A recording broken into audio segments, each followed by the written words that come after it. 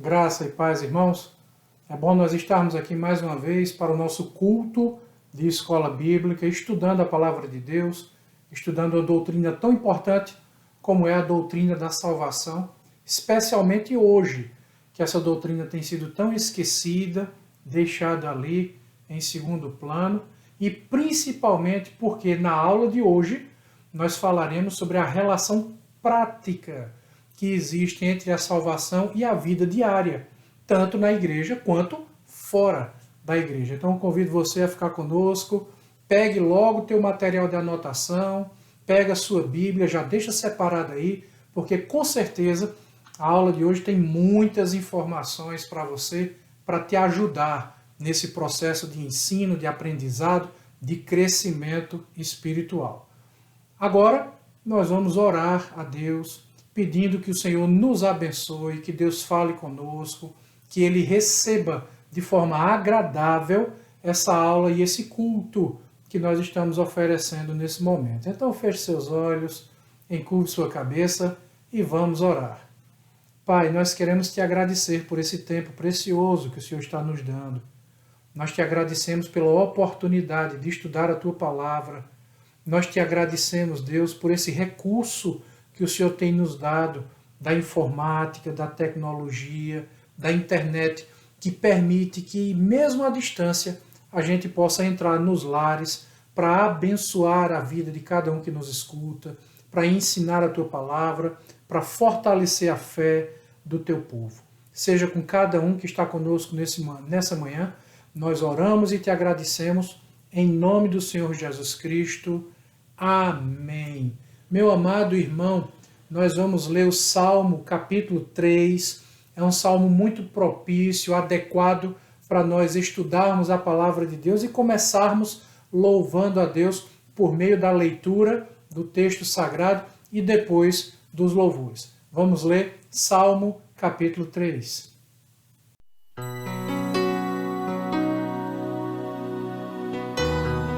Capítulo 3.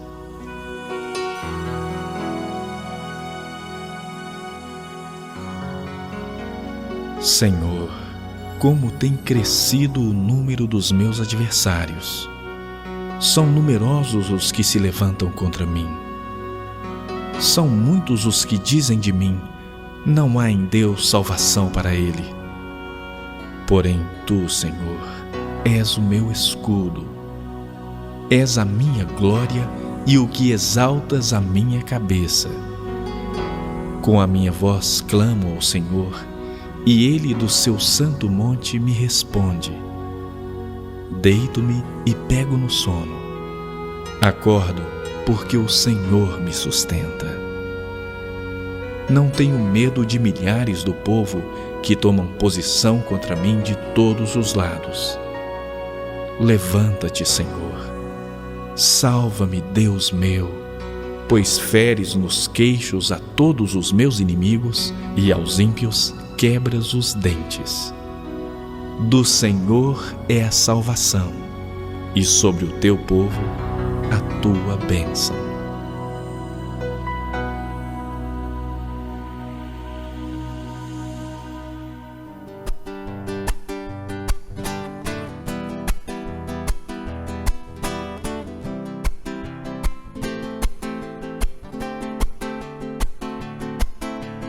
Terra vai um dia contemplar aquele que um dia virá, com autoridade julgará. Toda a terra se ajoelhará.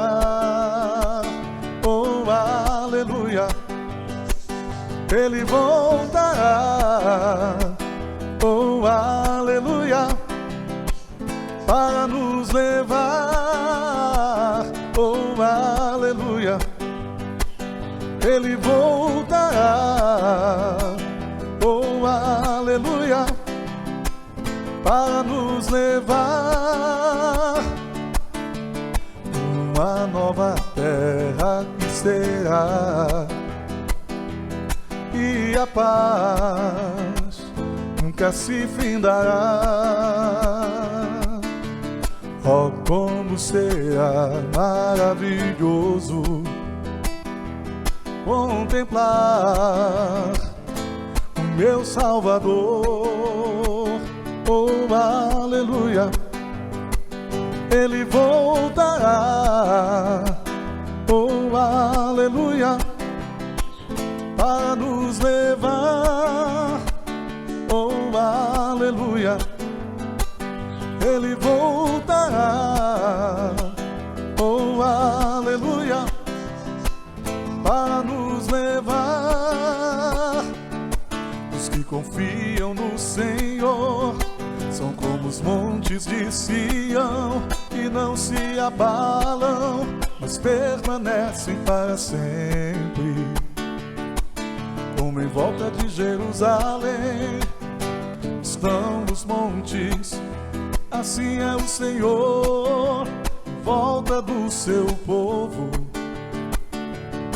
Autoridade e poder, o domínio em suas mãos, pois o Senhor é Deus, o Senhor é Rei dos povos.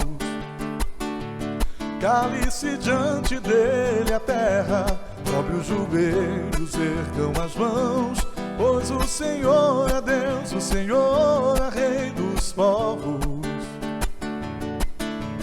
Não dá, sem Jesus não dá, não dá, sem Jesus não dá pra viver, não dá, sem Jesus não dá pra viver, não dá, sem Jesus não dá, não dá, sem Jesus não dá, não dá, sem Jesus não dá pra viver, não dá, sem Jesus não dá pra viver, não dá, sem Jesus não dá.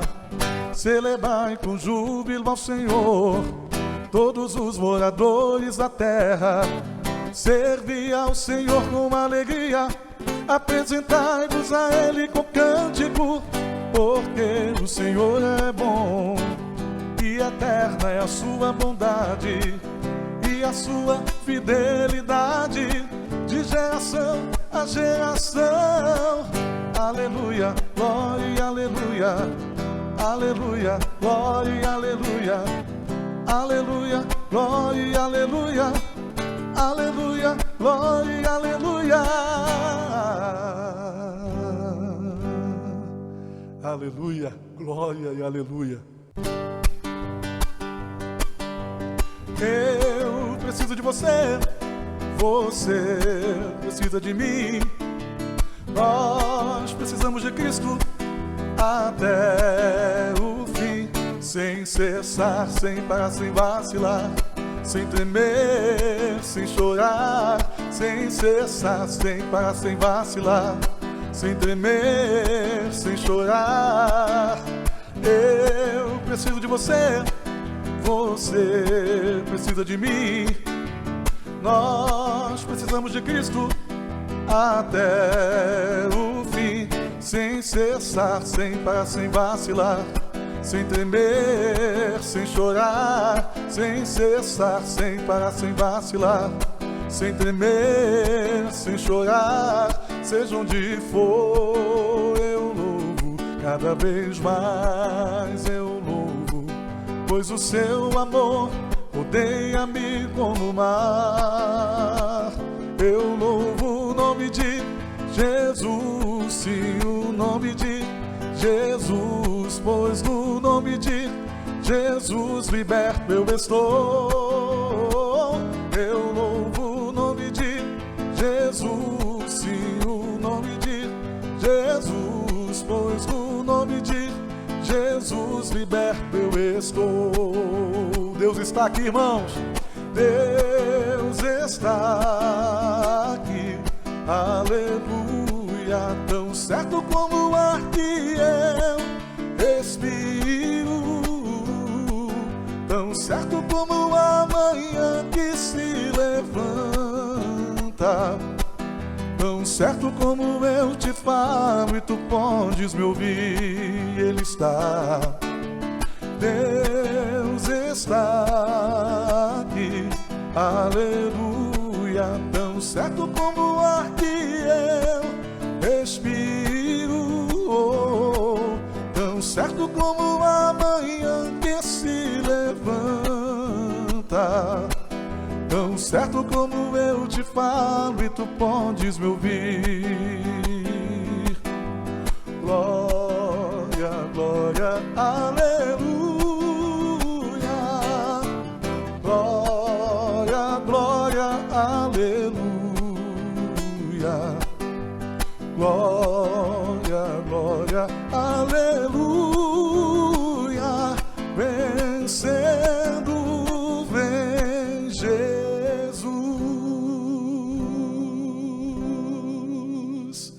Que o Senhor seja com você, com a sua família, com a nossa igreja, em nome de Jesus. Deus abençoe. Meu amado irmão, que louvores tão gostosos, tão agradáveis de serem entoados, animando a nossa vida, exaltando a Deus, nos fortalecendo. Que bom!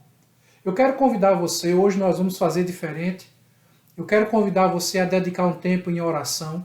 Nós temos alguns motivos de oração bem especiais. Eu queria que você orasse por esses pedidos aqui, mas especialmente pela vida do pastor Josinaldo e sua esposa, nossa irmã Cassie. Eles estão enfermos, a suspeita é de ser Covid, já fizeram o exame, estão esperando o resultado e por esse motivo que o pastor Josinaldo não está conosco aqui hoje de manhã. Então quero pedir que os irmãos estejam orando por eles, que eles sejam abençoados pela sua vida, da mesma forma que eles têm abençoado tanto a nossa. Nós somos uma família espiritual e devemos cuidar uns dos outros. Da mesma forma, nós devemos orar pela igreja, pelos pastores, pelos líderes da igreja que o Senhor constituiu, pelos irmãos da nossa igreja que estão enfermos, aqueles que estão enfrentando problemas financeiros, pelas nossas famílias e pelo nosso país. Que você esteja orando por essa crise política, econômica, pela pandemia que nós temos enfrentado. Então, anote esses pedidos de oração, ore pelos nossos irmãos, por todos esses pedidos feitos e por tantos outros que nós já distribuímos na lista de transmissão da nossa igreja. Nós queremos também convidar você, se você sentir no seu coração, se você tiver o desejo de demonstrar a sua fidelidade ao Senhor por meio dos dízimos e a sua generosidade por meio das ofertas, que você faça o depósito, a transferência bancária, ou pode se dirigir à igreja na terça-feira ou na quinta-feira à tarde. Eu estarei lá para abençoar a sua vida, é claro, mantendo as proporções que devem ser mantidas, seguindo as diretrizes, todos os parâmetros de saúde, usando máscara, álcool em gel, para a nossa segurança e para o seu bem-estar e segurança também. Eu espero que Deus toque em seu coração, que você dizime, que você oferte, lembrando-se de todas as necessidades que a nossa igreja continua tendo, meu irmão. Eu espero que você seja abençoado em nome do Senhor Jesus Cristo.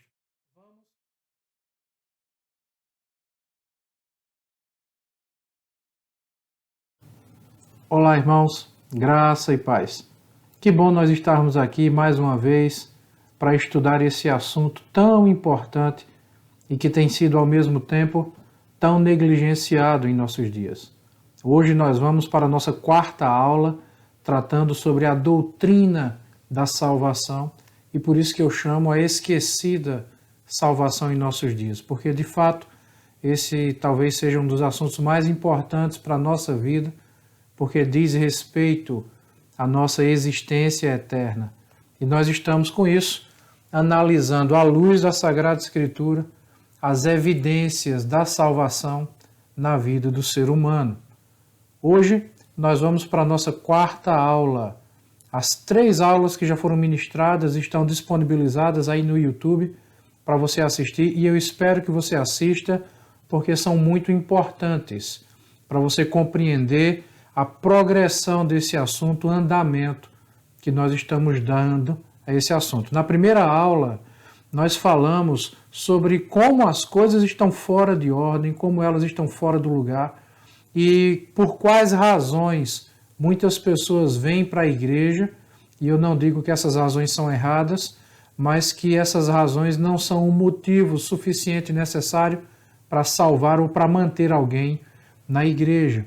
E aí nós começamos, à luz da palavra de Deus, a ordenar todas essas coisas, a colocar todas essas coisas no seu devido lugar, falando especificamente sobre a mensagem do Evangelho de Cristo, como o Evangelho do Senhor Jesus Cristo muda vidas, transforma a vida de tantas pessoas. Na segunda aula, nós continuamos a partir do ponto que paramos na primeira, falando sobre a centralidade da cruz de Cristo. Como na teologia bíblica, tudo gira em torno da cruz. Fizemos uma abordagem de Mateus capítulo 7, falando sobre o caminho largo, por onde a grande maioria das pessoas anda, e o caminho estreito, que conduz à vida, e como Cristo disse, poucos andam por esse caminho. Ainda falamos sobre o mistério do engano ou da iniquidade, quando tantas pessoas estão na igreja achando que são justificadas por suas obras e se deixando seduzir e justificar por sinais e prodígios. E finalizamos a segunda aula falando sobre o fruto do Espírito. Na terceira aula, falamos explicando que a igreja não salva, porém, qual o papel da igreja nesse processo de salvação. Abordamos ainda o sensus plenior, que é a ideia de que existe uma mensagem superior, uma mensagem maior por trás do texto, e isso é o pretexto que algumas pessoas utilizam para dizer que não precisa estudar a Bíblia, que existem pessoas que possuem uma autoridade grande o suficiente para dizer qual o sentido da palavra de Deus e que a salvação não ocorre simplesmente por aquilo que é revelado na palavra de Deus. E finalizamos a nossa terceira aula falando sobre a importância da igreja em todo esse processo de salvação. Então, essas foram as 3 aulas que nós ministramos. Hoje, nós vamos para a nossa 4ª aula, falando sobre a salvação e a vida diária. Como nós podemos examinar a nossa própria vida e identificar as marcas que são apresentadas na Sagrada Escritura, que nos ajudam a perceber se de fato somos filhos de Deus ou não, se de fato nós nascemos de novo ou não. Então, por isso, eu quero te convidar a abrir a sua Bíblia em 1 João. Nós vamos ler o capítulo 5, versículo 13, que diz assim: Estas coisas vos escrevi a fim de saberdes que tendes a vida eterna, a vós outros que credes em o nome do Filho de Deus. Então, o apóstolo João, escrevendo esse trecho, ele começa o versículo dizendo assim: Estas coisas vos escrevi. E a pergunta é: quais são estas coisas que o apóstolo nos escreveu? Porque estas coisas que ele escreveu, e nós temos aqui pelo menos 4 pontos a serem tratados, estas coisas dizem respeito direto à identificação daqueles que nasceram de novo ou não. E por que isso é tão importante? Porque, infelizmente, como nós já vimos em Mateus capítulo 7, o caminho largo e espaçoso, o caminho estreito que conduz à vida, infelizmente, existem muitas pessoas na igreja que não nasceram de novo. Pessoas que ainda não tiveram um encontro genuíno, um encontro original com o Senhor Jesus Cristo. Que estão na igreja apenas passando uma temporada, tratando a igreja como se esta fosse apenas um clube de fim de semana. E a verdade é que a vida eterna, a salvação, consiste em muito mais do que isso. Então o apóstolo João nos escreve falando sobre estas coisas. Então estas coisas é tudo aquilo que foi escrito antes disso aqui. Então nós precisamos ir para 1 João capítulo 5, que é o início dessa história aqui, especificamente para o versículo 1, que diz assim: todo aquele que crê que Jesus é o Cristo é nascido de Deus. E todo aquele que ama ao que o gerou também ama ao que dele é nascido. Em outras palavras, o que o texto está nos dizendo é que a primeira marca de alguém que nasceu de novo é que essa pessoa ama o Deus Pai e ela também ama o Deus Filho. Talvez algumas pessoas que estejam nos ouvindo nesse momento digam assim: não, mas eu amo a Deus. Mas nós precisamos agora entender, à luz da palavra de Deus, o que é de fato o amor. Porque para muitas pessoas, o amor é meramente um sentimento. Ah, eu sinto, então eu amo. Eu sinto amor por Deus, então eu amo a Deus. E a grande verdade é que a palavra de Deus nos apresenta um conceito diferente de amor. Se nós fôssemos olhar o texto de 1 Coríntios, capítulo 13, lá em 1 Coríntios, capítulo 13, nós temos uma das definições mais claras em toda a Bíblia sobre o que é o amor. E o fato é que o amor não está diretamente relacionado a uma emoção, a uma sensação. O amor está diretamente relacionado a atitudes. São práticas e não apenas meras emoções. Porque emoção você tem hoje e vai dormir e amanhã pode acordar com emoção diferente. As emoções variam pelas situações que nos arrodeiam, as emoções variam pelo nosso estado hormonal, a emoção varia por uma variedade de circunstâncias e fatores. Então a Bíblia nos mostra, 1 Coríntios capítulo 13, que o amor consiste em práticas, são atitudes. O amor tudo sofre, tudo espera, o amor não se exaspera, o amor não arde em ciúmes, não se ufana, não se soberbece, o amor tudo suporta, tudo crê. Então são práticas, são atitudes. E é exatamente a partir daqui que o apóstolo João começa a tratar. Porque já no versículo 2 e no versículo 3, ele apresenta a segunda marca de alguém que realmente nasceu de novo. Veja comigo. Nisto conhecemos que amamos os filhos de Deus, quando amamos a Deus e praticamos os seus mandamentos. Porque este é o amor de Deus, que guardemos os seus mandamentos. Ora, os seus mandamentos não são penosos.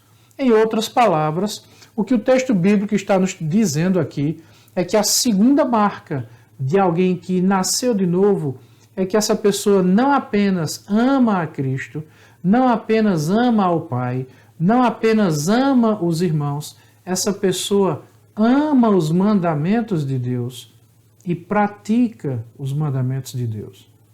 É alguém que pratica a palavra de Deus. Não é apenas alguém que sente, não é apenas alguém que busca conhecer, é alguém que busca praticar. Essa pessoa, ela é tão inundada por essa convicção e certeza que essa verdade eterna transforma o seu ser, muda a sua natureza de dentro para fora. Ainda, nos versículos 4 e 5, é apresentada a terceira marca de alguém que nasceu de novo. Vamos ler junto comigo. Versículos 4 e 5 que diz assim: porque todo que é nascido de Deus vence o mundo. Aquele que crê no Filho de Deus tem em si o testemunho. Aquele que não dá crédito a Deus o faz mentiroso, porque não crê no testemunho que Deus dá acerca do seu Filho. Veja, aquele que crê em Deus, ou seja, aquele que nasceu de novo, tem o testemunho de Deus em si. Essa pessoa possui a convicção interna, porque essa convicção é plantada pelo Espírito Santo. Você lembra que o Pai está sentado no trono julgando todas as coisas, o ser humano, a criação. O Filho vem, oferece essa obra substitutiva, ele nos substitui na cruz do Calvário, morre em nosso lugar, ressuscita para que, assim como nós morremos com ele, nós também tenhamos vida com ele. E agora ele sobe à presença do Pai para oferecer esse sacrifício substitutivo, ou seja, esse sacrifício que ele operou em nosso lugar, porque nós não tínhamos e nunca teremos condições de nos salvar. Então nós não podemos ser os nossos salvadores. Nós precisamos de um Salvador. E só existe um único Salvador, que se chama Jesus Cristo. Essa verdade, essa convicção é plantada no nosso íntimo pela pessoa do Espírito Santo. Porque se o Pai está sentado no trono, julgando todas as coisas, e o Filho, ele oferece o sacrifício substitutivo, morrendo em nosso lugar, e agora se colocando na posição de um advogado. Não apenas um advogado que defende, mas o advogado que assume a posição. Essa verdade operada pelo Pai e pelo Filho, ela é apresentada a cada um de nós por meio do Espírito Santo. É o Espírito Santo quem convence o homem do pecado, da justiça e do juízo. Por isso nós temos essa convicção interna, é isso que o apóstolo João está nos ensinando aqui. Então, os 4 pontos tratados pelo apóstolo João, que lá no versículo 5 ele diz, versículo 13, estas coisas vos escrevi. Quais são estas coisas? Aquilo que está no versículo 1, quem ama o Pai ama o Filho. Aquilo que está nos versículos 2 e 3, que obedece à Bíblia. Aquilo que está nos versículos 4 e 5, que vence o mundo pela fé. Aquilo que está no versículo 10, a pessoa que tem convicção interna. Mas, ao mesmo tempo, após isso, no versículo 18, o apóstolo João diz assim, sabemos que todo aquele que é nascido de Deus não vive em pecado. Antes, aquele que nasceu de Deus o guarda, e o maligno não lhe toca. Em outras palavras, aquele que nasceu de novo, aquele que de fato é salvo, que é filho de Deus, ele não é mais escravo do pecado. Ele peca? Sim, peca. O próprio João nos diz que aquele que diz que não peca é mentiroso e está fazendo de Deus um mentiroso também. Então, a questão aqui não é que o salvo não peca, ele peca. Mas o pecado na vida do salvo é um acidente de percurso. O pecado acidental na vida do salvo não é algo que o escraviza, ele não é dependente do pecado, ele é dependente de Deus, ele vive pela fé. E é justamente pela fé que ele vence o mundo.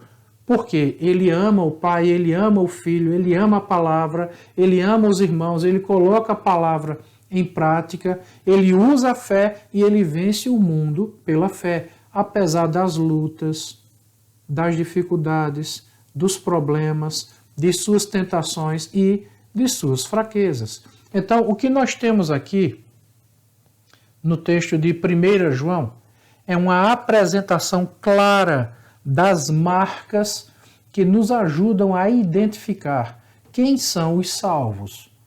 Quem são aquelas pessoas que de fato nasceram de novo. Mas além disso, a palavra de Deus nos apresenta em diversos outros textos, em outras passagens, outras marcas que identificam na vida diária, na vida prática, quem de fato nasceu de novo e quem não nasceu de novo. E por isso, nós trataremos a partir de agora acerca de 5 pontos que nos ajudam a identificar a salvação e sua relação com a nossa vida no dia a dia. E isso nos apresenta soluções e também problemas. Porque o primeiro problema com o qual nós nos deparamos é que às vezes nós esperamos mudança na vida de quem não foi mudado. Às vezes nós queremos que algumas pessoas tenham um estilo de vida e um comportamento quando isso ainda não faz parte da sua natureza. Então nós estamos tentando cobrar de alguém algo que ela não tem condições de dar. O segundo ponto é que a natureza interna, aquilo que está dentro de nós, termina sendo revelado pelo nosso estilo de vida. Em terceiro lugar, a palavra de Deus nos ensina também que a correção é um sinal de filiação. Em quarto lugar, a perseverança é essencial na vida daqueles que nasceram de novo.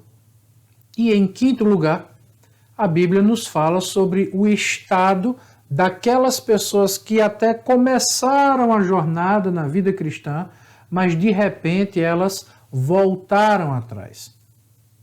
Então, partindo agora, a partir desses 5 pontos, eu quero começar o primeiro, tratando com vocês em cima de 1 João, capítulo 2. Nós vamos ler do versículo 9 até o versículo 11, que diz assim: aquele que diz estar na luz e odeia a seu irmão, até agora está nas trevas. Aquele que ama a seu irmão permanece na luz, e nele não há nenhum tropeço. Aquele, porém, que odeia a seu irmão está nas trevas e anda nas trevas e não sabe para onde vai, porque as trevas lhe cegaram os olhos. Então perceba que, apesar do apóstolo João ser conhecido como apóstolo do amor, as palavras que ele utiliza nas suas cartas são muito fortes, são palavras contundentes, porque a palavra fere, a verdade machuca. A exposição da Sagrada Escritura para muitas pessoas é agressiva, é dolorosa.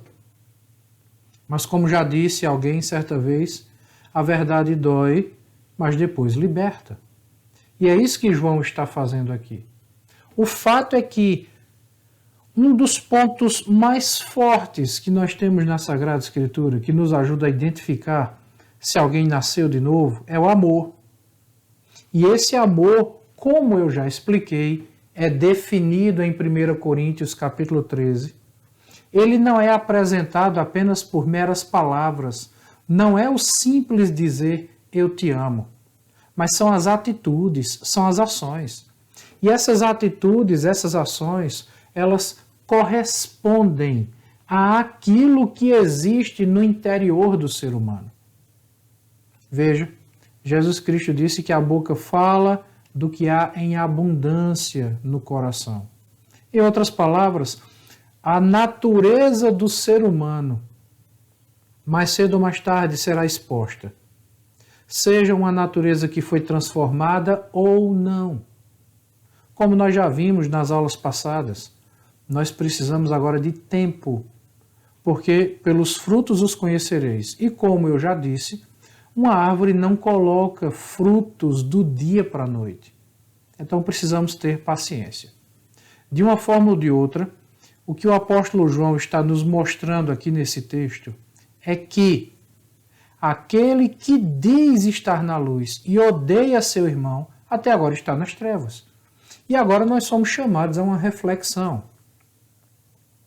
Porque aquele que diz estar na luz, eu vou traduzir isso aqui para um português bem atual dentro da nossa cultura. Porque muita gente diz assim, eu estou na igreja, eu assisto cultos, eu faço parte de uma denominação, eu estou integrado a tudo aquilo que a igreja oferece. Logo, como eu tenho uma vida religiosa, eu sou salvo. Mas veja, não é simplesmente estar na igreja e participar daquilo que a igreja oferece. Tem que fazer isso sim, mas não é só isso. É a maneira como nós nos relacionamos com o nosso próximo. Aquele que diz estar na luz e odeia a seu irmão está nas trevas. E essa verdade é tão contundente que nesse texto o apóstolo João diz isso 2 vezes. Aquele que diz estar na luz e odeia seu irmão, até agora está nas trevas. Aquele que ama a seu irmão permanece na luz, e nele não há nenhum tropeço. Veja só, mais uma vez voltando agora para o conceito de amor que está lá em 1 Coríntios capítulo 13. O amor tudo suporta, o amor tudo espera, o amor não se ufana, não se soberbece, não arde em ciúmes. E a lista é grande das definições de amor, das características do amor lá em 1 Coríntios 13. Mas o que é que nós encontramos nos dias de hoje? Muita gente dizendo assim, eu não vou ficar na igreja não, porque eu me escandalizei com o pecado do irmão, aconteceu uma coisa muito feia, né? E essas pessoas não apenas saem da igreja, elas saem da igreja com muita raiva da igreja.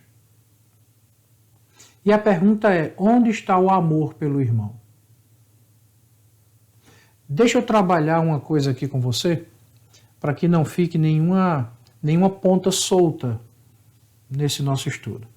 Eu não estou dizendo que amar o irmão significa acobertar os pecados do outro, encobrir o pecado do outro e viver satisfeito com uma vida de pecado. Não é isso.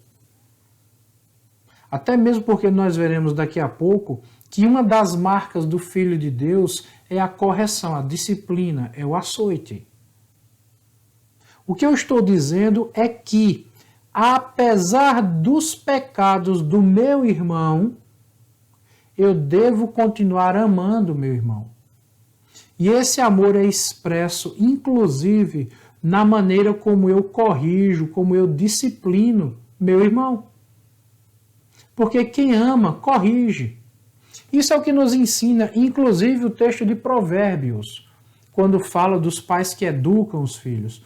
Os pais que amam os filhos de verdade, eles não veem seus filhos errando e ficam ali achando bonitinho e deixam seus filhos à vontade para continuar errando. Não, quem ama de verdade corrige. E às vezes essa correção, ela contém em si o açoite. A Bíblia diz que a vara da disciplina fustigará a criança, ela não vai morrer por causa disso, e ela será ensinada. Então esse é o princípio bíblico de disciplina, de ensino. Quem ama, ensina. Quem ama, corrige. Então, nós, aqueles que nasceram de novo, aqueles que de fato são salvos, não tem motivo para sair da igreja por causa do pecado do irmão. Existem motivos para você sair da igreja e procurar outra igreja? Claro que existem.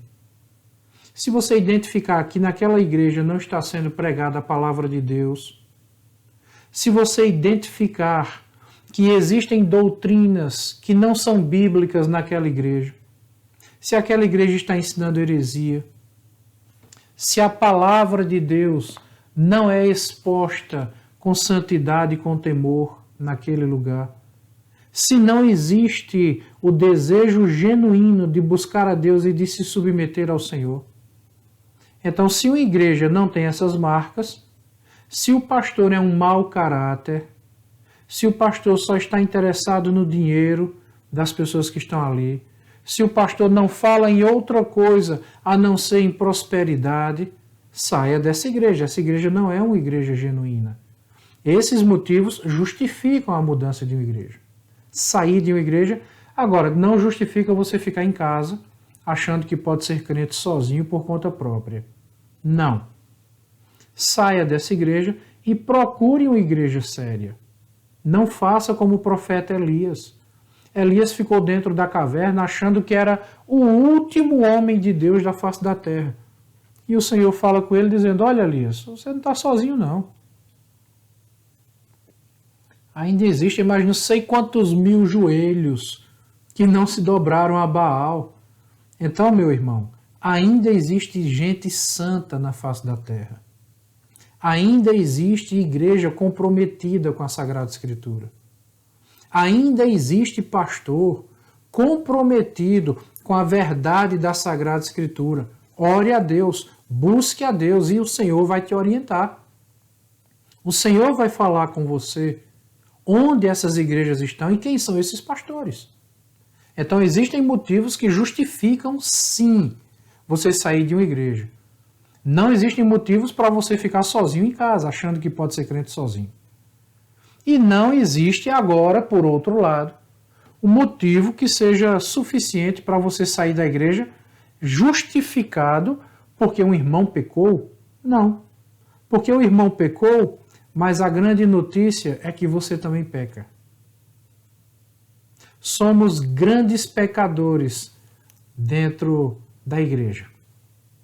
Todos nós necessitamos da graça de Deus, que nos corrige, que nos repreende, nos disciplina e que nos ajuda a crescer, a amadurecer. Então, o que o apóstolo João está dizendo aqui é que aquele que odeia a seu irmão está nas trevas. Agora, o que é interessante? Tem pessoas que saem da igreja porque foram feridas, foram magoadas, mas elas não odeiam.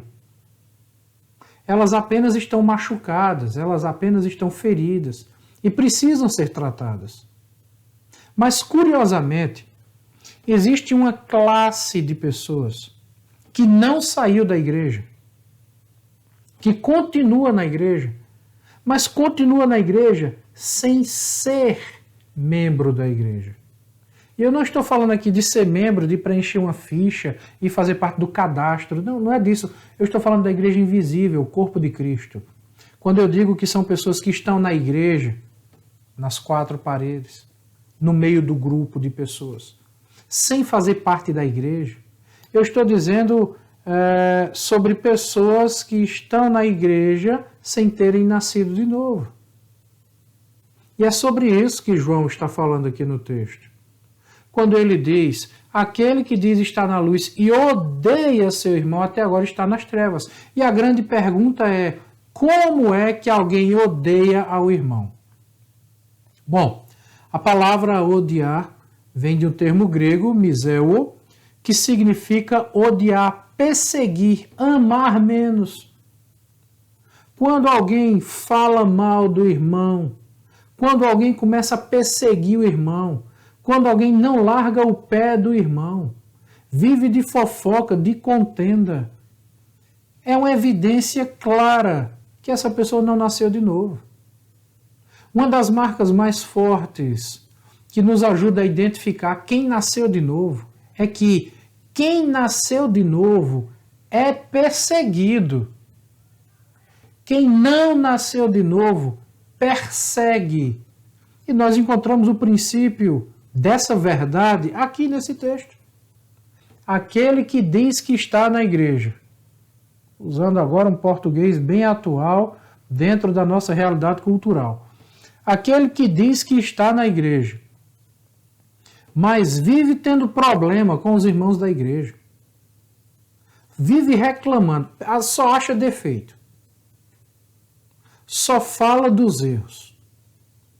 Sabe, é como uma toalha que você põe sobre a mesa, uma toalha branquinha, e a pessoa, ao invés de ver a toalha branquinha, ela consegue identificar onde é que tem um pontinho preto. São pessoas que vivem apenas procurando defeito, para criticar, para falar, para ficar fazendo reunião nas suas casas, para estar falando, não colaboram, não participam, não ajudam, não contribuem com nada na vida da pessoa, nem na vida da igreja, mas só fala dos defeitos. Só identifica os erros. É isso que quer dizer a palavra odiar. Odiar não é apenas aquele sentimento mortal, sabe, que acomete o coração de tantas pessoas. Não é só isso, não. A palavra ódio, a palavra odiar, no original significa perseguir. E tem gente que faz a chamada guerra branca. É a perseguição sutil, sagaz, sabe? É como a cobra. A cobra, ela fica ali na sua furna, ela fica ali no seu buraco, sabe? Preparada para dar o bote. E quando alguém, e caladinha em silêncio, não está fazendo barulho. E quando alguém passa, despercebido, ela pica. E volta e foge. Veja, a cobra pica e vai embora, mas o veneno fica. Isso é perseguição. Então, aquele que diz estar na luz e persegue seu irmão e vive falando mal do seu irmão e vive criticando. Seu irmão não, eu não vou chamar de irmão não. Aquele que vive perseguindo o outro e falando mal do outro e criticando o outro e não perde a oportunidade de falar do outro e atirar pedra no outro e só identifica os erros do outro e é crítico demais com o outro, essa pessoa odeia. E João diz aqui no texto 2 vezes, odeia seu irmão, até agora está nas trevas. E mais à frente diz de novo, aquele porém que odeia a seu irmão está nas trevas e anda nas trevas.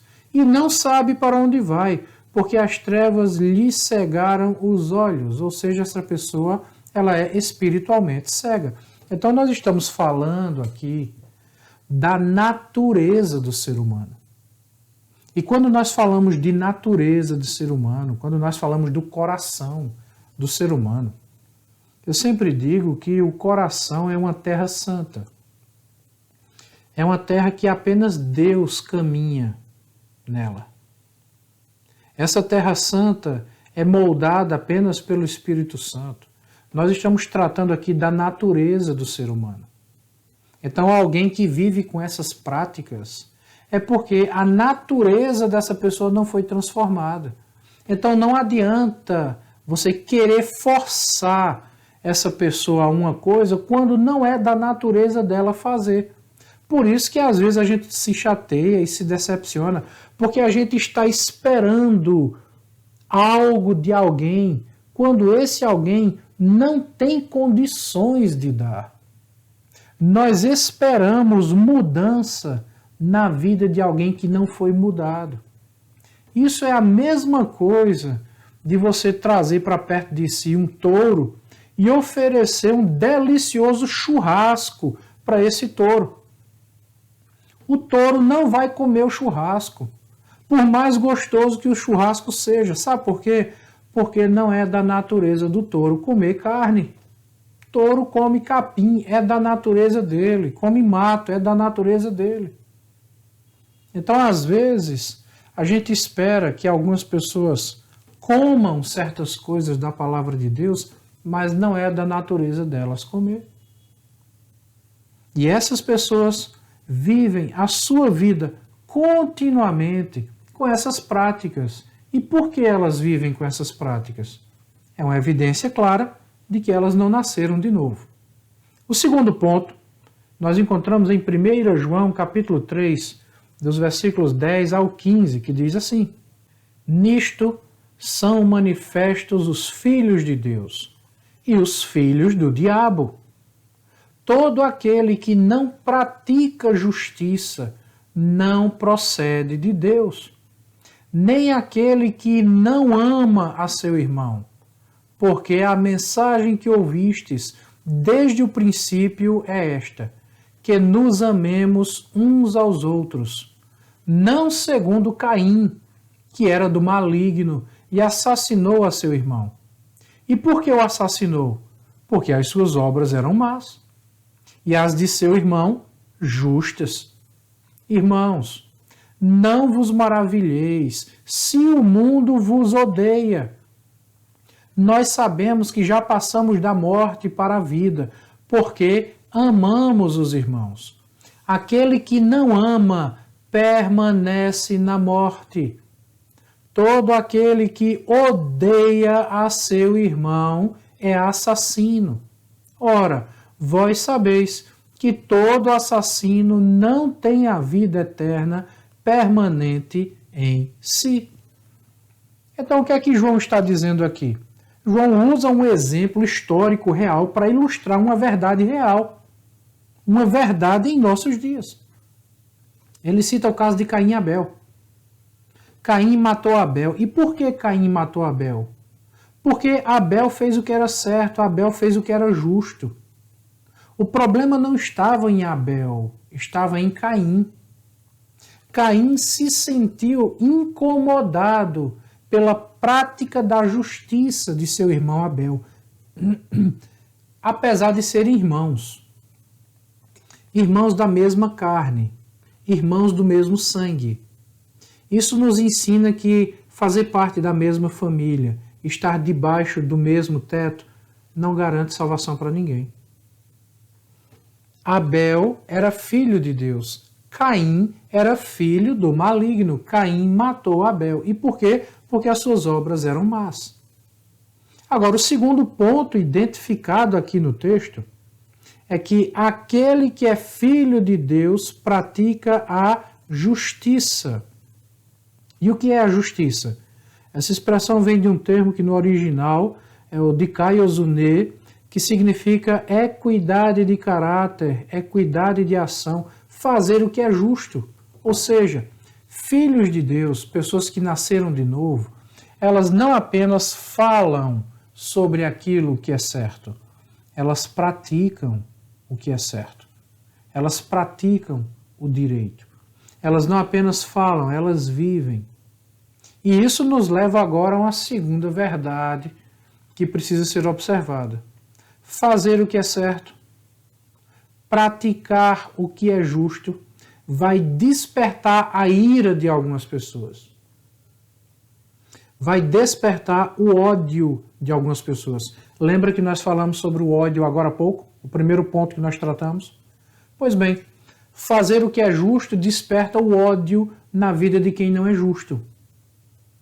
Em outras palavras, situações de bondade revelam a maldade no coração de algumas pessoas.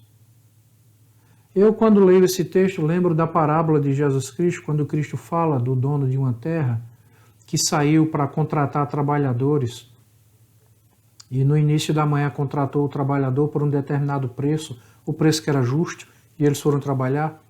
E por volta das 9 horas da manhã, ele contratou mais outros trabalhadores e os mandou para o campo.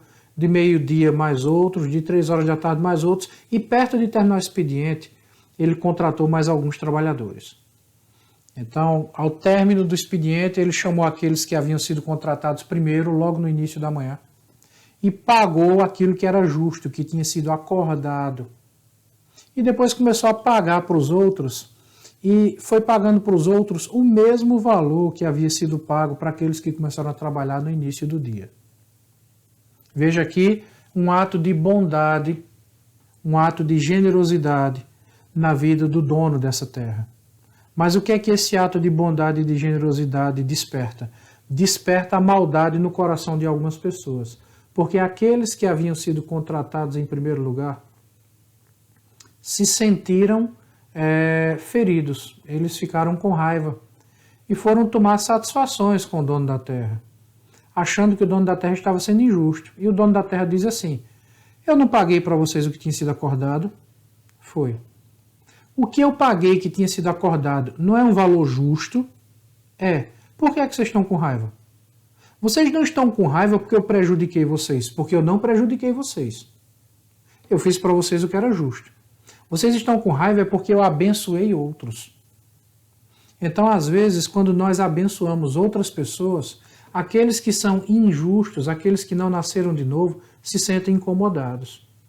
Então, a prática da justiça vai revelar quem de fato tem a natureza de Abel, nasceu de novo, e quem tem a natureza de Caim, não nasceu de novo. E um outro fato importante destacado nesse texto, nós encontramos, olha só, irmãos, não vos maravilheis se o mundo vos odeia, ou seja, não fique impressionado com isso. Tem pessoas que quando fazem coisas boas, coisas certas, e é nossa obrigação fazer coisas certas. Nós não estamos fazendo nada demais. Nós estamos fazendo apenas aquilo para o qual fomos chamados. Nós fomos chamados para derramar graça na vida de outras pessoas, assim como Deus derrama graça nas nossas. Então, não é nada de espetacular fazer coisas boas, abençoar pessoas, né? E isso deve fazer parte do cotidiano daqueles que nasceram de novo. Isso deve fazer parte do dia a dia, né? Deve ser natural, tão natural para essas pessoas, como é natural beber água. Mas isso vai fazer com que o mundo nos odeie. Nós seremos odiados pelo mundo. É interessante porque em Roma, no século III, quando os nossos irmãos eram perseguidos, eram mortos e eram presos, muitos dos nossos irmãos iam até as prisões para levar água e comida para aqueles que estavam presos. E quando esses irmãos que estavam levando água e comida chegavam na porta da prisão para entregar a comida e a água, os carcereiros prendiam essas pessoas que estavam levando os mantimentos, os suprimentos.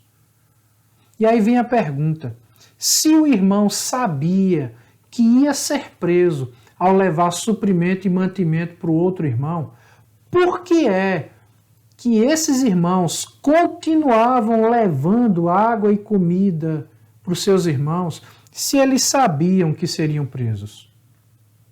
Sabe por quê? Porque é da natureza do Filho de Deus abençoar seus irmãos.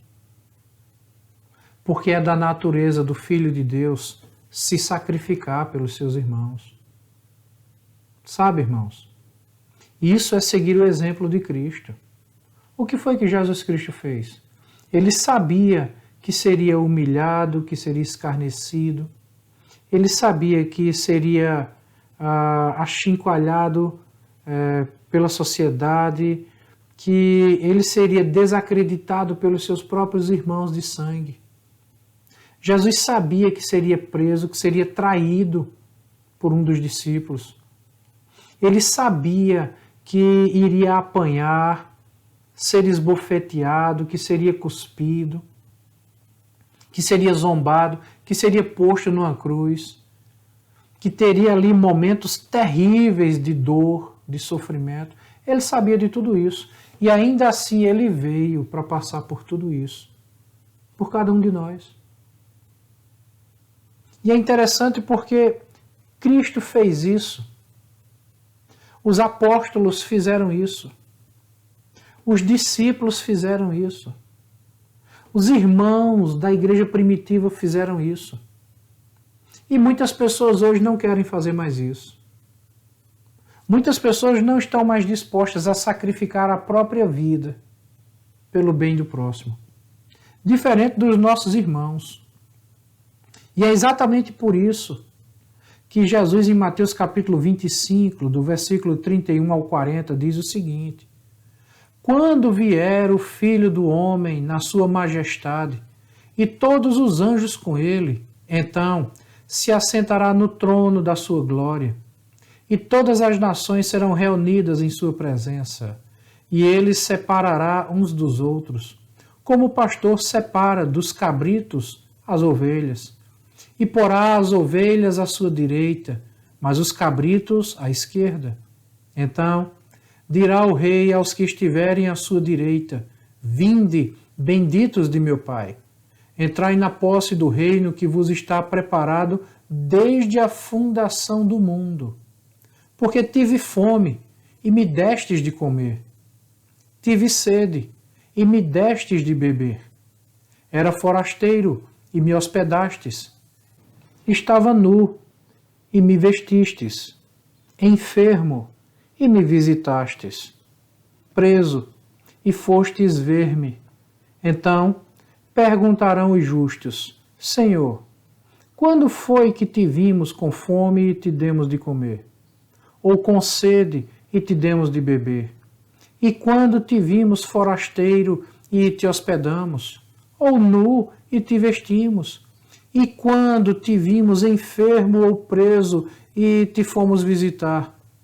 O rei, respondendo, lhes dirá: em verdade vos afirmo que, sempre que o fizestes a um destes meus pequeninos irmãos, a mim o fizestes. Irmãos, o que nós temos aqui é uma descrição clara do amor sacrificial dos irmãos uns pelos outros. Quando nós sacrificamos a nossa saúde, quando nós sacrificamos a nossa integridade física, quando nós sacrificamos os nossos bens por amor ao próximo, para abençoar o próximo, nós estamos fazendo aquilo que Cristo fez. E quando nós estamos fazendo aquilo que Cristo fez, é como se nós estivéssemos fazendo para o próprio Cristo. Então, uma marca muito forte que identifica aqueles que nasceram de novo é o amor sacrificial. É ver aqueles que estão dispostos a se sacrificar pelo próximo, quando isso lhes custa um preço. No passado, nossos irmãos eram presos, eram colocados em masmorras. O próprio texto de Hebreus, capítulo 11, nos fala sobre a galeria daquilo que nós chamamos de os heróis da fé. Pessoas que foram enforcadas, foram apedrejadas, foram cerradas ao meio. Pessoas que foram crucificadas, outros crucificados de cabeça para baixo, irmãos. Pessoas que eram jogadas aos leões, às feras, e serviam de escárnio, serviam de espetáculo para uma multidão que ficava ali observando o sacrifício, a dor daquelas pessoas, pelo simples fato delas serem cristãos.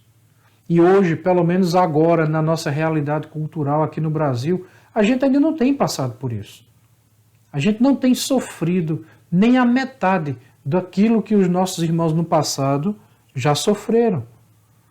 Os nossos irmãos eram entregues às feras para servir de espetáculo, num show, dentro de arenas, onde os leões entravam, invadiam e matavam essas pessoas.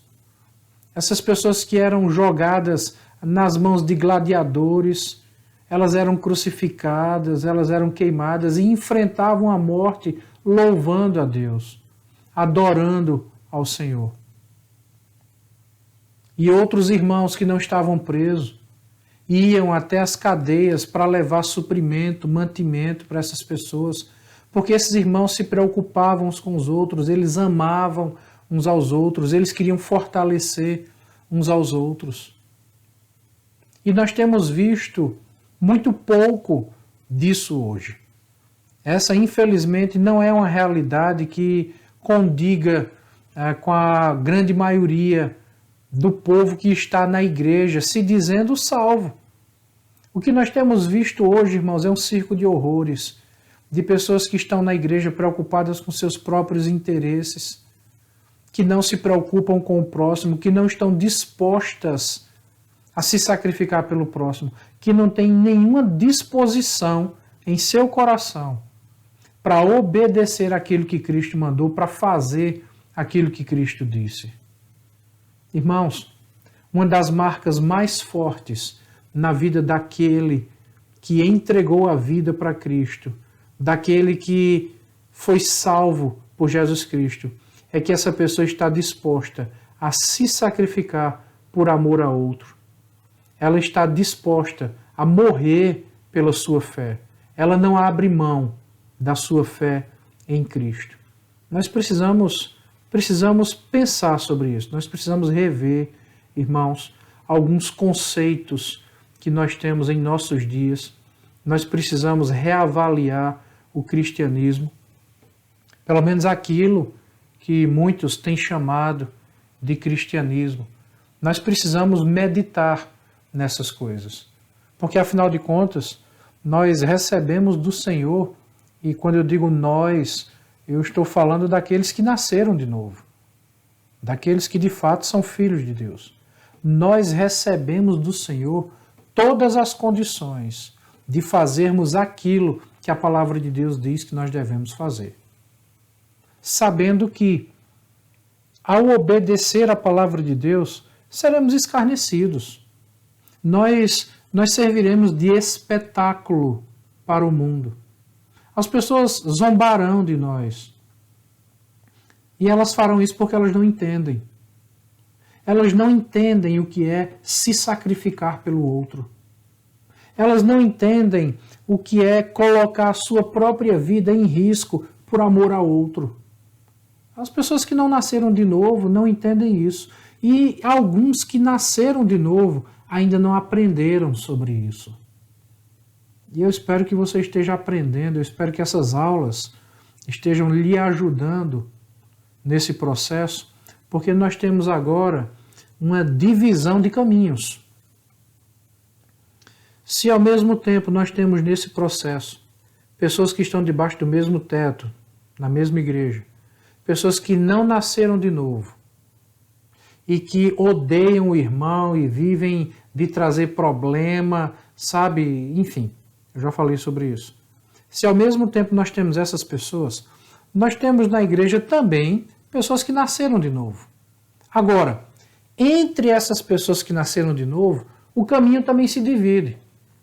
O caminho se divide entre aqueles que nasceram de novo e querem obedecer a Deus, estão dispostos a se sacrificar por amor a Cristo, e aqueles que nasceram de novo e estão vivendo uma vida de desobediência. Então perceba que aquele que nasceu de novo e está vivendo uma vida de desobediência, a vida dele é muito parecida com a vida daquele que não nasceu de novo. E às vezes a gente confunde quem é quem no meio de toda essa história, no meio de todo esse processo. Se a gente comete o erro de nos deixar levar pelas emoções, e a gente passa a gostar tanto das pessoas e amar as pessoas, e a gente aprende a conviver com as pessoas, e a gente termina achando que pessoas que não nasceram de novo, que estão no nosso meio, pessoas que não nasceram de novo, a gente acha que essas pessoas nasceram de novo, a gente acha que essas pessoas são salvas, mesmo quando elas têm evidências claras na sua vida de que não nasceram de novo. E a gente se deixa levar pela emoção, e isso é um erro. Ao mesmo tempo, pessoas que nasceram de novo e estão vivendo em desobediência, a gente começa a achar que elas não nasceram de novo. Porque criou-se na igreja a ideia de que o crente não peca, sabe? Que o crente não faz certas coisas. E quando um crente peca, e quando esse pecado é muito grande aos nossos olhos, a gente tem a tendência de justificar a situação dizendo que essa pessoa não nasceu de novo. E isso não é verdade. Deixa eu explicar todo esse contexto aqui para você, para não fazer confusão na tua cabeça. Um crente, um salvo de verdade, filho de Deus, alguém que nasceu de novo, por falta de oração, por falta de vigilância, porque essa pessoa não está cuidando bem da sua vida espiritual, essa pessoa pode cair na sua fé. E ela pode começar a praticar coisas tão feias quanto aquelas pessoas que não nasceram de novo praticam. Deixa eu dar alguns exemplos bíblicos para vocês. Sansão. Lembra do juiz Sansão? As coisas terríveis que ele fez? E ele é catalogado como um dos heróis da fé. Deixa eu dar outro exemplo para você. Salomão. O homem mais sábio que já existiu. É isso que a palavra de Deus diz. E foi para cima das montanhas sacrificar aos ídolos, participar de cultos pagãos, de espiritismo. Deixa eu dar outro exemplo para você. Davi. Que coisa terrível que Davi fez. Quantos pecados. Era um homem que tinha sangue nas mãos. Deixa eu dar outro exemplo para você. João Batista, o maior de todos os profetas. Enfrentou um momento de dúvida. Batiza Jesus Cristo, reconhece Cristo como Senhor, como o próprio Deus que se fez carne e habitou entre nós, e depois, quando é preso, manda os seus discípulos perguntarem a Jesus: és tu mesmo o Cristo? Um momento de dúvida, e dúvida provém de pecado. Então, crentes, salvos, pessoas que nasceram de novo, por falta de vigilância, por falta de obediência, por falta de perseverança na fé, por falta de leitura da Bíblia, por falta de oração, por falta de comunhão com os outros irmãos, por falta dos cuidados que precisam ser tomados, crentes de verdade podem fazer coisas horríveis. E agora vem a questão: como é que eu sei que, ou se, alguém que está na igreja fazendo uma coisa horrível, como é que eu sei se essa pessoa é um crente que caiu na fé ou é alguém que nunca nasceu de novo? Como é que eu sei? Bom, esse é o terceiro ponto que nós vamos tratar agora. E eu quero convidar você a abrir sua Bíblia no texto de Hebreus, capítulo 12. Nós vamos ler do versículo 4 até o versículo 8, que diz assim: Ora, na vossa luta contra o pecado, ainda não tendes resistido até ao sangue, e estáis esquecidos da exortação que, como a filhos, discorre convosco. Filho meu, não menosprezes a correção que vem, nem desmaies quando por ele és reprovado, porque o Senhor corrige a quem ama e açoita a todo filho a quem recebe. É para a disciplina que perseverais. Deus vos trata como filhos. Pois, que filho há que o pai não corrige? Mas, se estais sem correção, de que todos se têm tornado participantes, logo sois bastardos e não filhos. Nesse texto eu quero chamar sua atenção para 3 palavras que são muito importantes de nós entendermos. A primeira dela é a palavra corrige, que vem de um termo paideo, termo grego, que significa treinar uma criança, punir uma criança quando ela erra. A segunda palavra é açoita, que vem da palavra mastigo, que significa açoitar, fustigar com vara. Daí é que vem a palavra portuguesa mastigar. Significa moer, significa triturar. E a terceira palavra que aparece no texto, que eu quero chamar a sua atenção para ela, é o termo disciplina, que é um derivado da palavra corrige.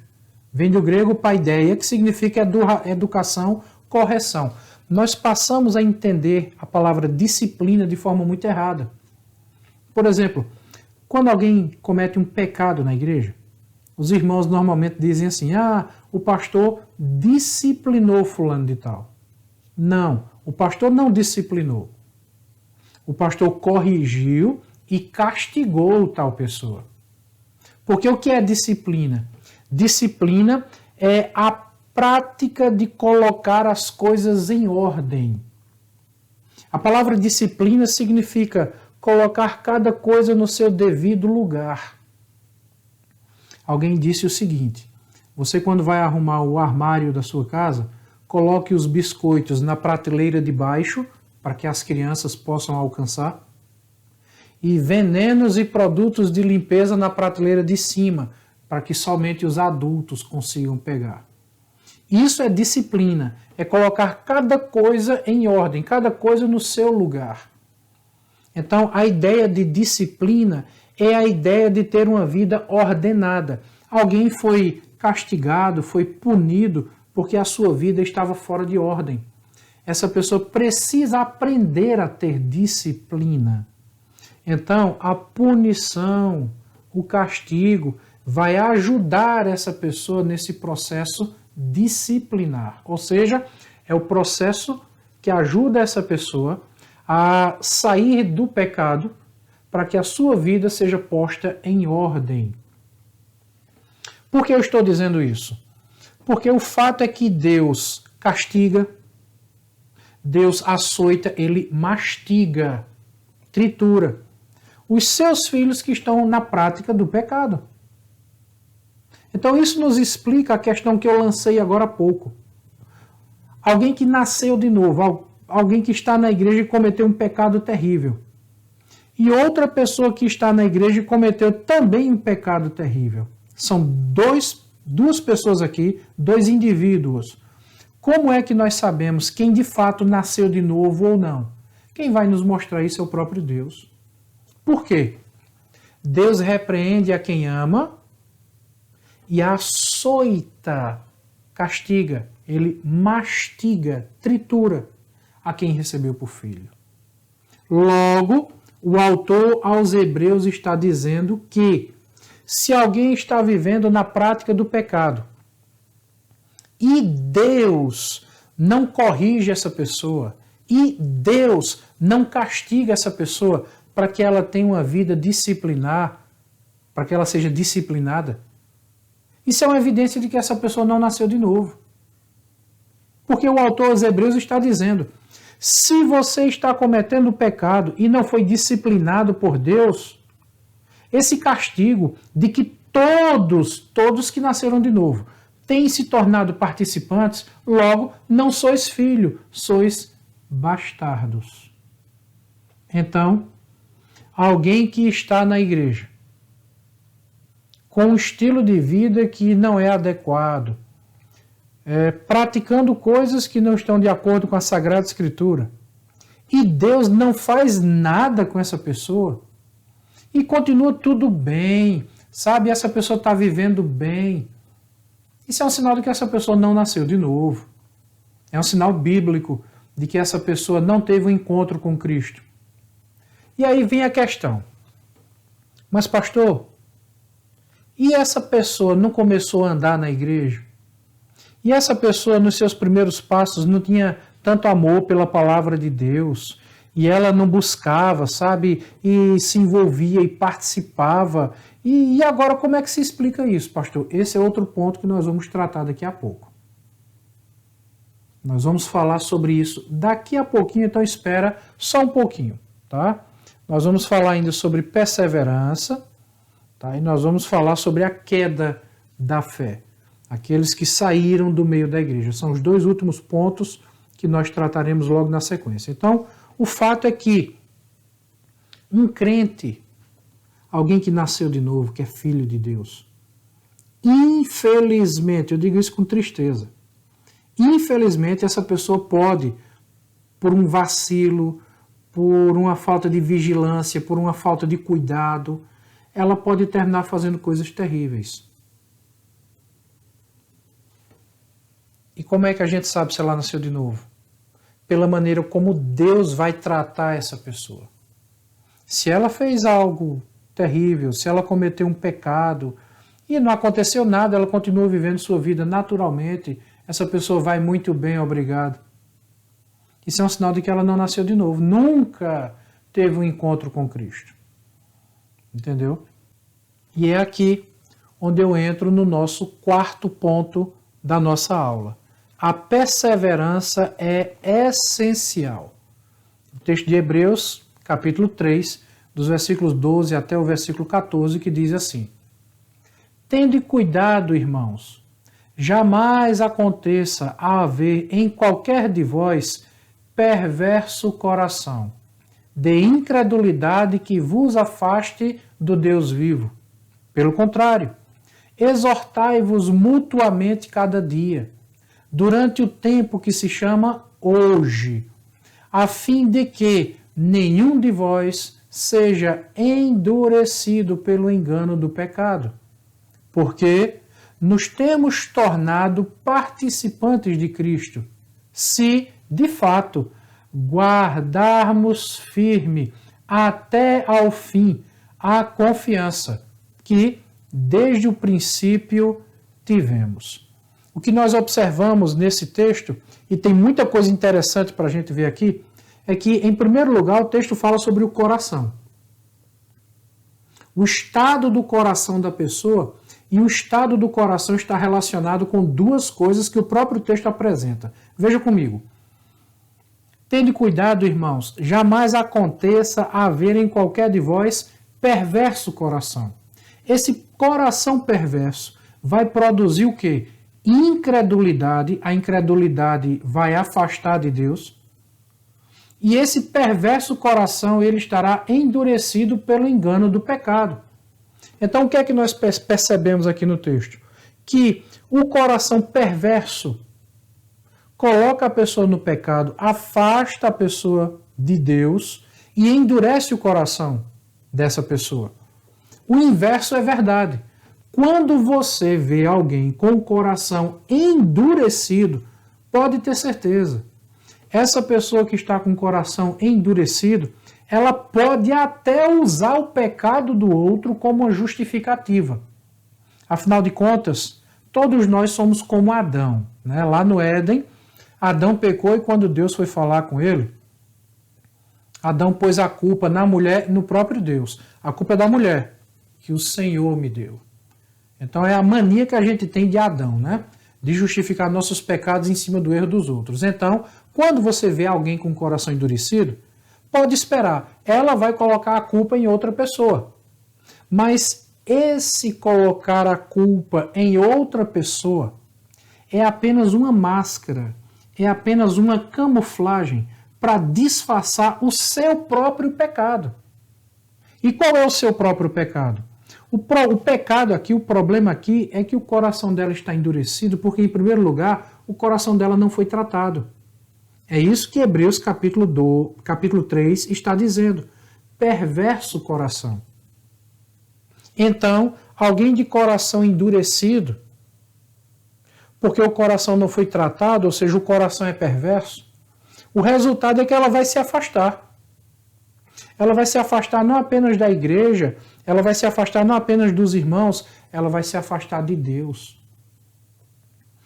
E, naturalmente, ela vai usar aqui diversas desculpas para justificar isso. É porque eu me decepcionei com a igreja, é porque o irmão tal fez isso, é porque o sistema religioso é aquilo outro, é porque o pastor fez aquilo outro. Ela vai achar uma série de desculpas para justificar, mas o que a Bíblia está fazendo é revelar a verdade interna do coração humano. O problema é que essa pessoa não tratou o próprio coração.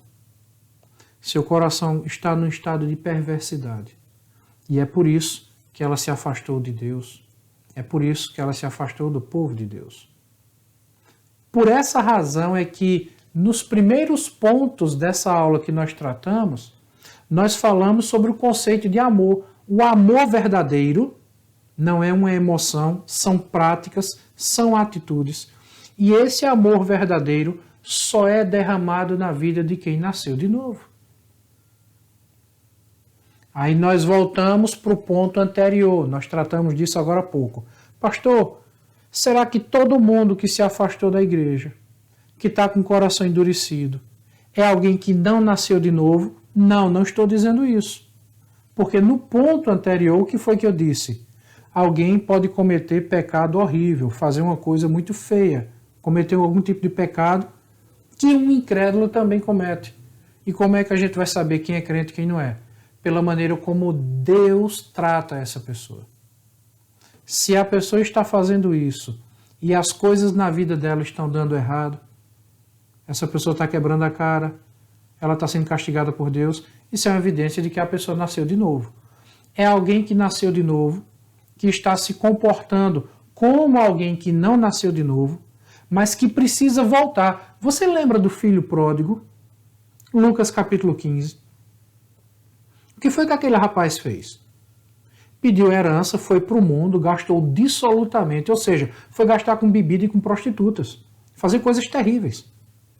Gastou o dinheiro dissolutamente e no meio da sua dor e aflição, porque ele estava sendo castigado, Deus entrou com uma providência na vida dessa pessoa. Essa pessoa estava sendo mastigada por Deus. Lembra que nós falamos disso agora há pouco? Pois bem, o que é que aquele jovem ora a Deus dizendo no meio daquela situação?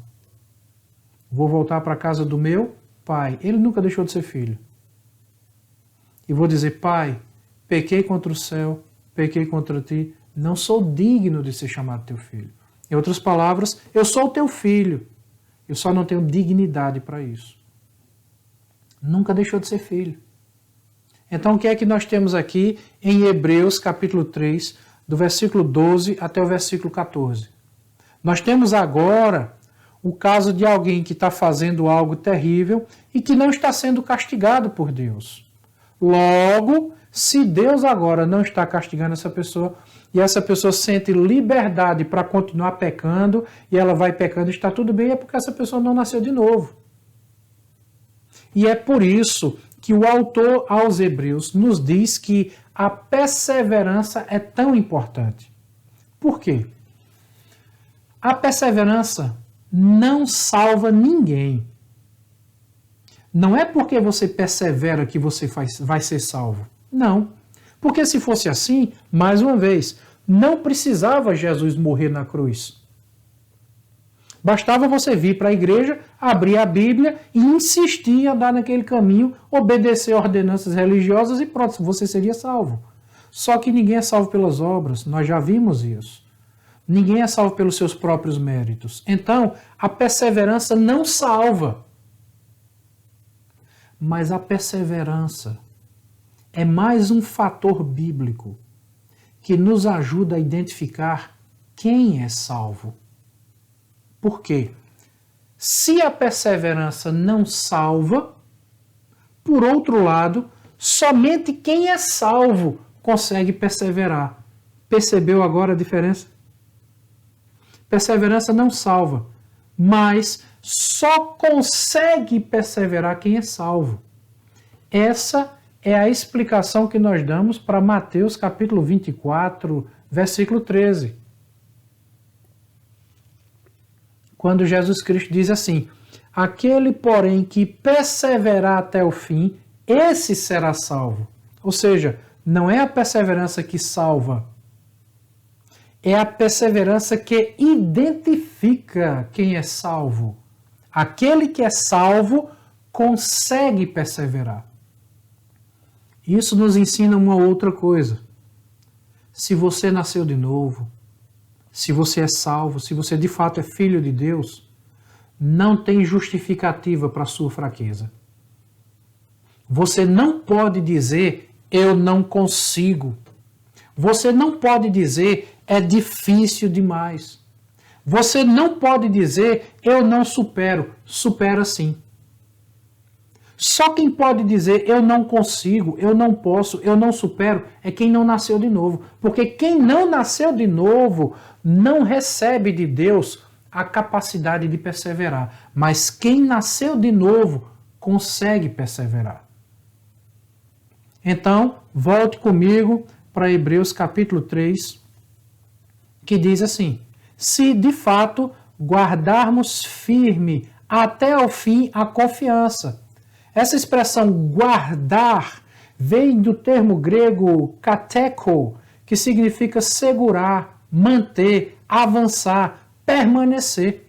Em outras palavras, aquele que nasceu de novo, ele consegue avançar. Ele consegue segurar. Segurar e se segurar. Ele consegue se manter. Ele persevera. Sabe, irmãos, esse texto de Hebreus capítulo 3 me faz lembrar do texto de 1 João capítulo 2, versículo 19. É um texto muito forte. Eu queria que você abrisse sua Bíblia lá para nós lermos juntos. 1 João capítulo 2, versículo 9. Que diz assim: eles saíram de nosso meio, entretanto, não eram dos nossos. Por quê? Se tivessem sido dos nossos, teriam permanecido conosco. Todavia, eles se foram para que ficasse manifesto que nenhum deles é dos nossos. Então, o que é que João está dizendo aqui no texto? Que algumas pessoas que saíram da igreja e estão no mundo, com base no texto de Hebreus, e não está acontecendo nada com essas pessoas. Juntando agora Hebreus e 1 João, capítulo 2, versículo 9, isso é uma evidência de que essas pessoas não nasceram de novo. Apesar de nós gostarmos dessa pessoa, às vezes até nos sentimos tão bem com a presença dessas pessoas. Mas o fato é que elas não nasceram de novo. Porque elas não conseguem perseverar. E é essa palavra que aparece no texto. Vamos ler de novo. Se tivessem sido dos nossos, teriam permanecido. A palavra permanecido vem do termo meno, que significa permanecer, aguardar, continuar, suportar. Essa expressão ela vem de um termo, a expressão meno, que significa trazer consigo a ideia de um relacionamento unido permanentemente e inseparavelmente. Em outras palavras, pessoas que nasceram de novo, que são salvas, que tiveram um encontro com Cristo e que por um motivo ou outro saíram da igreja, essas pessoas não conseguem viver bem fora da igreja. Elas se sentem mal fora da igreja. Elas sentem saudade. Sabe por quê? Porque a palavra perseverar, a palavra seguir em frente, a palavra permanecer, significa estar unido inseparavelmente. Ela sofre porque está longe da igreja. Ela sente saudade da comunhão com os irmãos. Ela quer voltar. Talvez ela não tenha forças para voltar. Talvez ela não tenha coragem para voltar. E aqui nós precisamos de pessoas, como nos diz o texto de Romanos capítulo 12, pessoas que foram agraciadas por Deus com o dom da misericórdia. E o que é o dom da misericórdia? Esse é um dom muito específico que Deus, o Espírito Santo, derrama em algumas pessoas, que é a capacidade de não castigar quem merece ser castigado. Para ir atrás dessas pessoas e trazer essas pessoas de volta. Então nós precisamos orar que Deus levante no nosso meio pessoas com o dom da misericórdia. E por fim, o quinto e último ponto da nossa aula de hoje é o que acontece com essas pessoas agora que saíram da igreja e não voltaram para a igreja. Que saíram da igreja e, diferente do exemplo que eu dei agora há pouco, alguém que saiu da igreja e sente saudade, sente falta e quer voltar, talvez não tenha força nem coragem, precisa de ajuda. Não é este o caso. Eu estou falando agora de outro caso. Alguém que saiu da igreja e que está tudo bem. Esse é o quinto ponto que nós vamos tratar e que está no texto de 2 Pedro, capítulo 2. Nós vamos ler do versículo 20 até o versículo 22, que diz assim: portanto, se depois de terem escapado das contaminações do mundo, mediante o conhecimento do Senhor e Salvador Jesus Cristo, se deixam enredar de novo e são vencidos, tornou-se o seu último estado pior que o primeiro. Pois melhor lhes fora nunca tivessem conhecido o caminho da justiça do que, após conhecê-lo, volverem para trás, apartando-se do santo mandamento que lhes fora dado. Com eles aconteceu o que diz certo adágio verdadeiro: o cão voltou ao seu próprio vômito e a porca lavada voltou a revolver-se no lamaçal. O que nós temos aqui é o apóstolo Pedro explicando de forma clara o estado que algumas pessoas possuem, o estado de não nascer de novo, o estado contaminado pelo pecado e que faz com que essas pessoas agora estejam no mundo. O que é que acontece? Pedro diz o seguinte: essas pessoas estiveram entre nós, elas experimentaram na igreja coisas que nós também experimentamos. Agora, elas ficaram apenas na teoria. Veja a expressão que o apóstolo utiliza no texto. Elas escaparam das contaminações do mundo mediante o conhecimento do Senhor e Salvador Jesus Cristo. Essas pessoas passaram a ter apenas o saber, elas passaram a ter apenas o conhecer, elas apenas encheram a cabeça com informação bíblica. Mas informação por si só não liberta. É necessário que a informação desça da cabeça e venha para o coração. E transforme todo o ser. E transforme a natureza da pessoa, a essência do ser humano. O que acontece é que essas pessoas vieram para a igreja porque estavam com uma vida conturbada, uma vida com as coisas fora do lugar. Lembra da primeira aula que nós demos, quando nós falamos que as coisas estavam fora do lugar, e tem gente que vem para a igreja apenas para pôr em ordem a sua casa, apenas para pôr em ordem a sua vida, e quando tudo está no lugar, quando tudo está organizado, essas pessoas saem da igreja. Pois bem, é esse caso que o apóstolo Pedro acabou de citar e que nós acabamos de ler.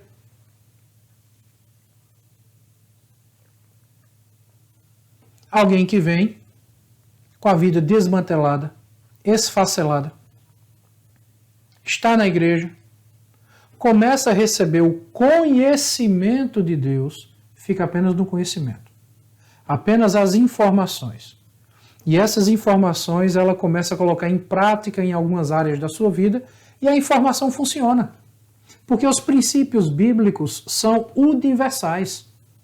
Porque a graça de Deus, a graça comum, nos ensina que o Senhor derrama de sua bondade sobre justos e injustos. Ele faz nascer o sol sobre os bons e os maus. O Senhor capacita pessoas que não nasceram de novo a fazer coisas boas também. Então são essas pessoas que vêm. E depois que a sua vida é colocada em ordem e os problemas que as trouxeram para a igreja são resolvidos, essa pessoa agora entende que não precisa mais da igreja. Porque para elas, a igreja era apenas uma ajudadora na resolução de seus problemas. Então ela resolve seus problemas e depois que está tudo resolvido, vai embora. Essas pessoas não vieram para a igreja porque estavam preocupadas com a salvação. Elas vêm para a igreja, organizam a vida, mas continuam perdidas.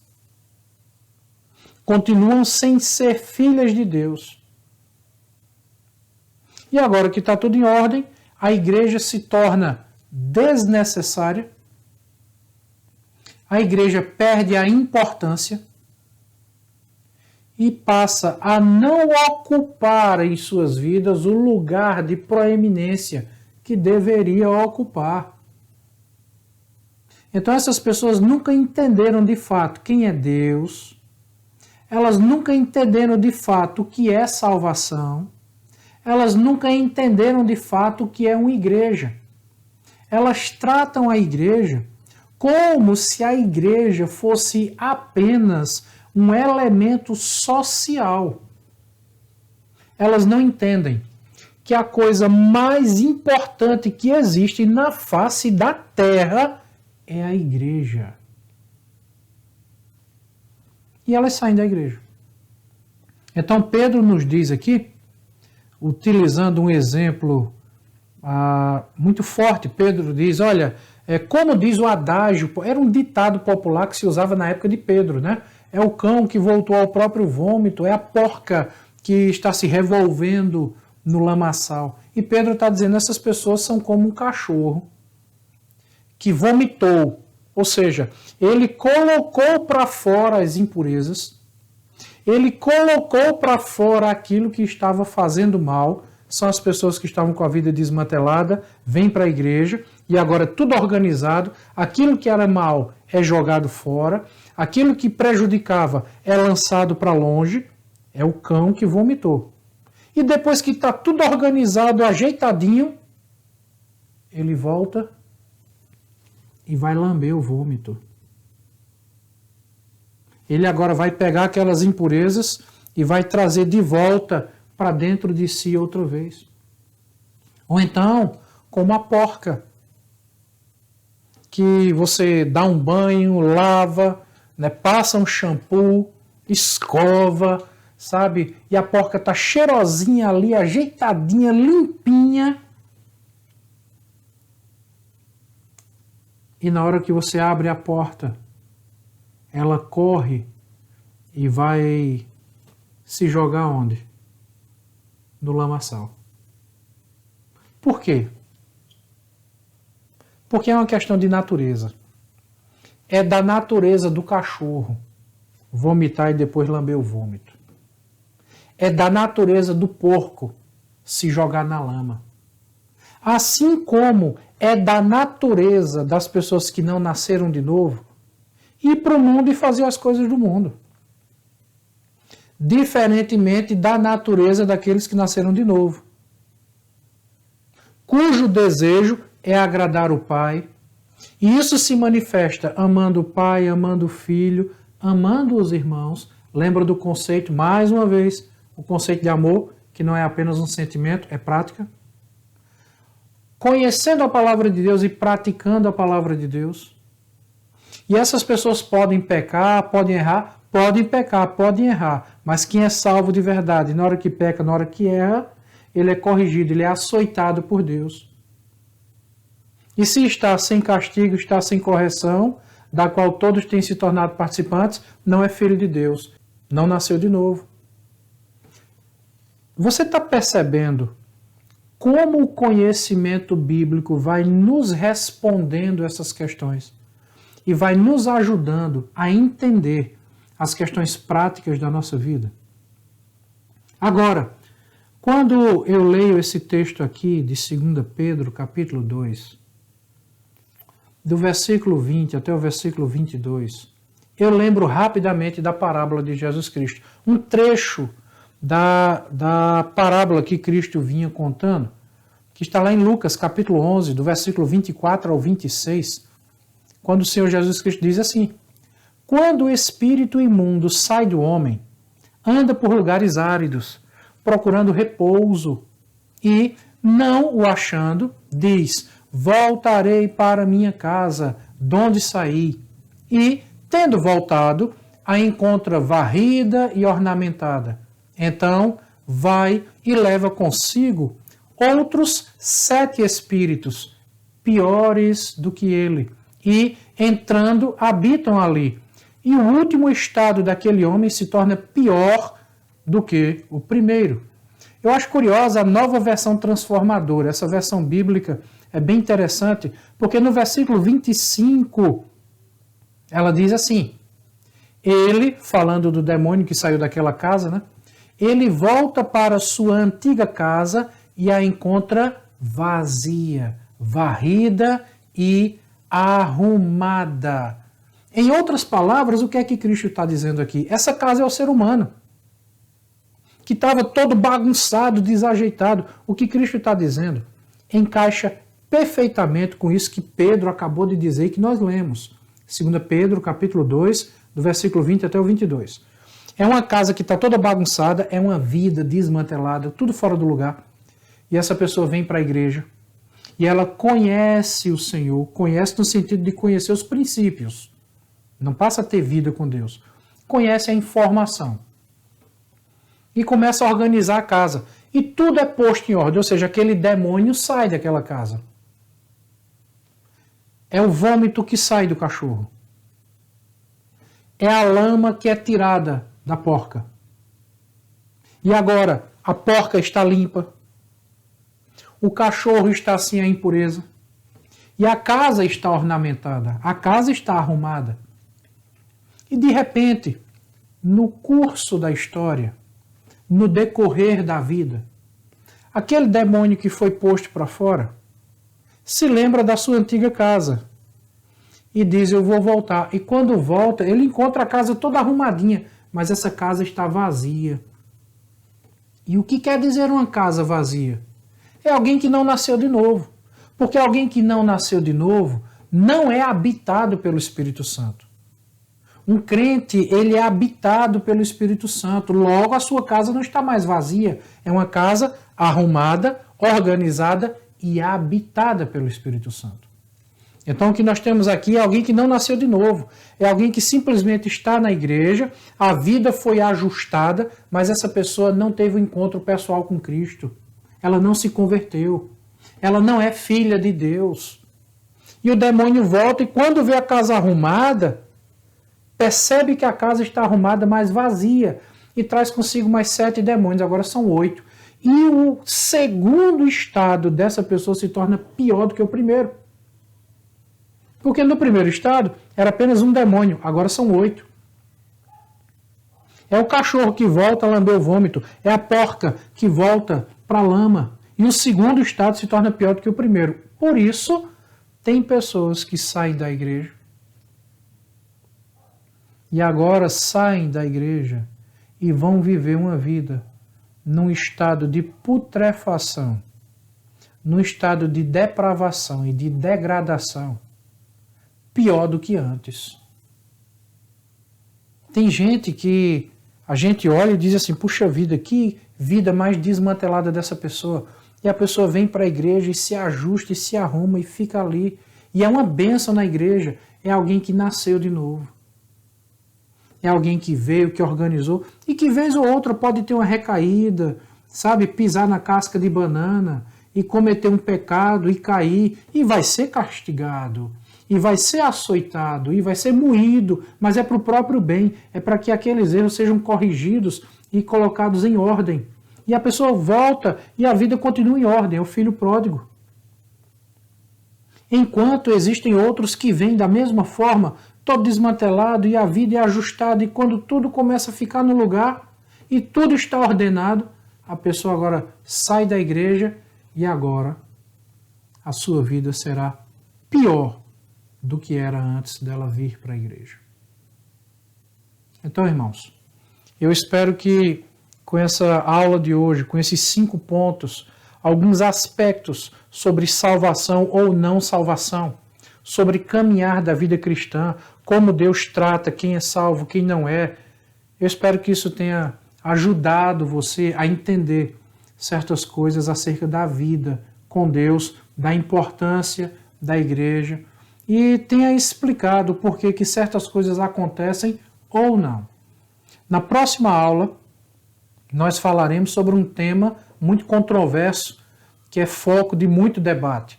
Falaremos sobre a segurança da salvação.